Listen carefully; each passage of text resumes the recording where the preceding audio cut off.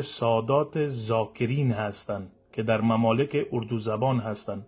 اینا به نام شاجی خدا را خطاب میکنن و در عموم امامبارگاه ها و تکیه‌خانه ها و مسجد ها در زیر نظر اینهاست. علامه بزرگوار با اینا مناظرات زیاد داشتن در مورد بدعت هایی که اینا در ممالک اردو زبان ها رواج ساختن. مثلا یکی از بدعت هایشان این است که میگه دختر سادات برای ازدواج به غیر سادات که مؤمن باشه حرام است و این بدعت ها باعث شده که دخترای بیچاره سندا بالا بره و ازدواج نکنن و در خانه بانن.